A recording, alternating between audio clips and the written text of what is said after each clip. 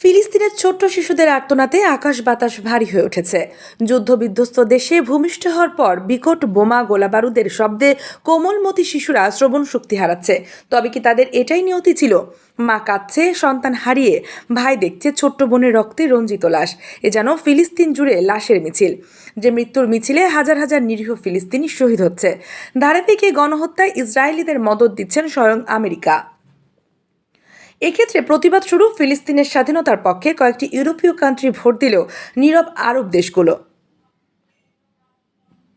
তবে এসব পশ্চিমা বিশ্বকে বুড়ো আঙুল দেখিয়ে বরাবরের মতো ফিলিস্তিনিদের পাশে দাঁড়িয়েছে লেবানন এবং ইরানের শীর্ষ পর্যায়ের নেতারা।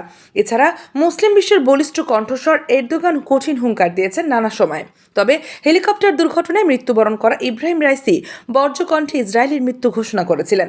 তবে ইরানি নেতার মৃত্যু কেউ স্বাভাবিকভাবে নেয়নি, কেননা এর আগেও ইরানের পরমাণু বিজ্ঞানীদের টার্গেট করে গাড়িতে থাকা অবস্থায় বোমা বিস্ফোরণ ঘটিয়ে মেরে ফেলা হয়েছে।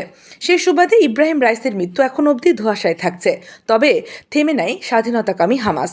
ইহুদিদের রক্তচক্ষুকে উপেক্ষা করে রাডার ফাঁকি দিয়ে একের পর এক রকেট হামলা চালিয়ে যাচ্ছেন। তবে এর মধ্যেও ফিলিস্তিনের গুরুত্বপূর্ণ ভবন ও হাসপাতাল টার্গেট করে হামলা চালিয়ে চুরমার করে দিয়েছেন। এ নিয়ে ইসরায়েলি ও ফিলিস্তিনি যুদ্ধে 200 সাংবাদিক মৃত্যুবরণ করেছেন। এখনও পর্যন্ত 9 মাসের যুদ্ধে 38,000 ফিলিস্তিনি নিহত হয়েছেন, যাদের মধ্যে বেশিরভাগই নারী ও শিশু। তবে যুদ্ধবিরতির প্রস্তাব মানলে দুই দেশের মধ্যে সাময়িক যুদ্ধ থামবে বলে আশা করা হচ্ছে। এদিকে ফিলিস্তিনের দ্বিতীয় বৃহত্তম মুক্তিকামী সামরিক গোষ্ঠী ইসলামিক জিহাদ হুঁশিয়ারি দিয়ে বলেছে, দখলদার ইসরায়েলের পতন অনিবার্য এবং জুলুমবাজি শক্তির বিরুদ্ধে গাজার প্রতিরোধ সংগঠনগুলো শেষ বুলেট পর্যন্ত লড়াই করবে। শুক্রবার পিআইইজের সশস্ত্র শাখা আল কুদস ব্রিগেডের মুখপাত্র আবু হামজা এক বিবৃতিতে হুঁশিয়ারি দেন। লেবাননের আল মায়াদিন টেলিভিশন চ্যানেল ওই বিবৃতি প্রচার করেছে। সূত্র অনুযায়ী এই সময় ইসরায়েলের প্রধানমন্ত্রী বেনিয়ামিন নেতানিয়াহু ভবিষ্যতে নিজের ক্ষমতা ধরে রাখা এবং দুর্নীতির বিচারের মুখোমুখি হওয়া থেকে নিজেকে বাঁচাতে গাজা যুদ্ধকে দীর্ঘায়িত করছেন বলেও মন্তব্য করেন পিআইজের এই মুখপাত্র।